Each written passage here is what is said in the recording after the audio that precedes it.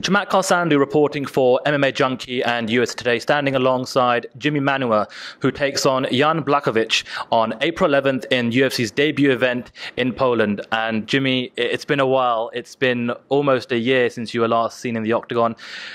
Tell us what you've been up to this past year. Training. Same old, just, I was getting ready for my the fight against Shogun in October. And obviously I had to pull out of that fight, but then as soon as I could get back into training, I was back in training, and that's it really. You know, when fighters suffer their first loss, they want to try and get back in the octagon as soon as possible, just to get back in the win column. So has it been, challenging to carry that loss over the last 12 months? No, not at all. Not at all. Me and my team, we understand why I lost the fight, and I take it as a plus, and I use it as experience for learning, and it's just another tool in my toolbox. I know that you've been training at the All-Star Center in Stockholm. Is that correct? Yeah. When and why did you make that decision? It's probably before the Gustafsson fight when I fought him, and I thought after that I'd go there and train, because they got such a wicked team of people there, and fighters and coaches and the whole management team and everything. They look after you well, and it's a no-brainer for me. Now, will you be based out there permanently, or will you still be training here at Lions Pride MMA in London, your gym?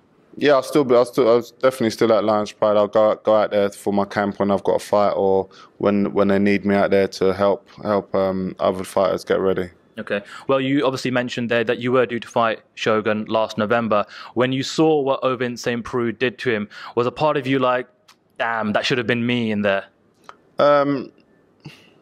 Yeah, obviously it should have been me. I was scheduled to fight him, but what can I say? It would have probably been a different fight if I would have fought him. But yeah, well done to Ovin St. Preux. He did a great job in putting Shogun away, and that. But it is what it is. Is a fight with Shogun potentially something that you still like somewhere down the line before he calls it a day? No, not really. Not really. If they offer me the fight, I'll accept it. But I'm not looking at Shogun to say, I want to fight him or anything. I just want, after this fight, I want two more fights from top 10 fighters to. I want to go straight to the top. Do you know what I mean? So that's my goal. So I haven't got my eye on anybody at all. Okay. Well, one of the similarities between your scheduled fight with Shogun, which didn't take place, and this fight, is you're fighting away from England for the very first time. Is that something that you wanted as a challenge for yourself personally, to be able to go into someone's own backyard? Obviously, Jan Błachowicz being Polish, you're going to fight him in his home country. Is that something that you wanted to challenge yourself with? Not really. I don't really care where I fight. It's part of the game. Fighting abroad, fighting home. It's just not a coincidence, but it's just whatever that I've always fought in the UK. Do you know what I mean? So it doesn't matter to me where I fight. It could be Vegas, Brazil, Poland, Germany, wherever. What do you know about the MMA fans in Poland and the whole MMA scene there in general? Yeah, they've got a very big fan base, and I've heard that KSW hold like 20,000 people and something like that. So it's I know that Polish MMA have got a big fan base. Okay, well, let's talk about your opponent, Jan Błachowicz.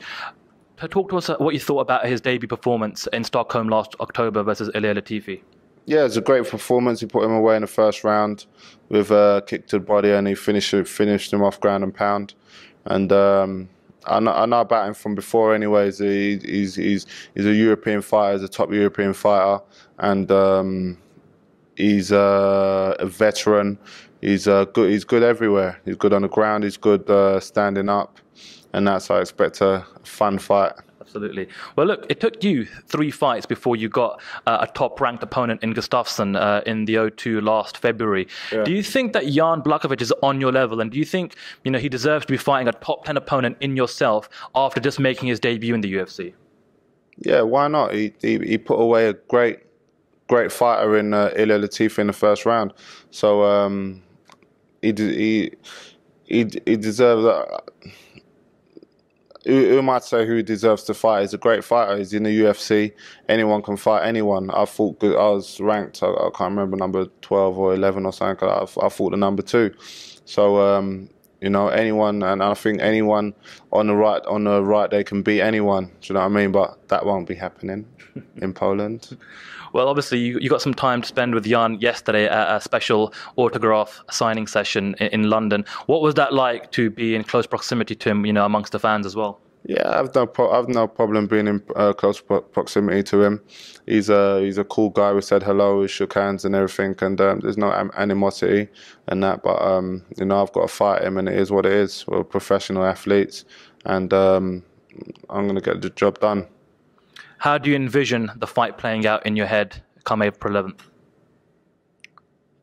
The same way I always envision it, and the same way it always happens. TKO, doctor stoppage, referee stoppage, fighter quits, KO, submission, within the three rounds. Brilliant. All right. Well, let's just finish on this. And obviously, you know, it's been a troubling time in terms of, you know, the sport in general, with so many high-profile fighters, you know, testing positive for PEDs, none more so than Anderson Silva. And the reason I wanted to speak to you about this is I know, you know, you are friends with Anderson. You've hosted his seminar at your London gym, Lions Pride MMA, a few years ago. When you first found out that he had tested positive for PEDs, what was your initial reaction to that? Mate, I couldn't believe it. I was searching to see where else had posted it when I first saw it, and I couldn't believe it. I think he was probably the one person who I thought would never take performance enhancing drugs. But you know, now nothing can surprise me now that's happened. But you know, the UFC has brought in their new rulings and everything for the new stuff, and I think it's nothing but good for the sport. And you know, I just think if you have to take drugs and stuff like that, why are you even competing? You're fighting for the UFC. That's the best organization in the world. Why are you doing this to ruin the sport just so you can win? If you can't win without drugs, don't fight. Don't compete. You know. So I don't know. Did you reach out to him at all, and did you send him any messages to him when you found out? No, not because of anything, but just I don't know. I was disappointed. You know, I know you've said this before. You've always regarded as Anderson being the greatest of all time. Has your opinion of him or his legacy changed at all in recent events? No, because he wasn't on drugs when he was doing all the great stuff he was doing. But I think he's just tarnished his whole legacy. That one little thing where he didn't even have to fight. Do you know what I mean? I wanted him to come back and get the belt and then retire. So it's just a whole mess for him now. I don't know what he's going to do now. But you know, it's a sad ending to a great career. But I don't know. But I don't think he had to. I think he could have he could have won without even taking the drugs. But I don't know. I don't know the full story from his side or whatever. He could have been using it to get better come back from his injury. So I don't know the full story. So I can't really. That's just my take on it. Oh, well, I appreciate you giving me your insight on things. April 11th. Jimi Manuwa takes on Jan Błachowicz in Krakow in the UFC's debut event in Poland. Jimmy, good luck in training camp, and we'll see you on April 11th. Thank you.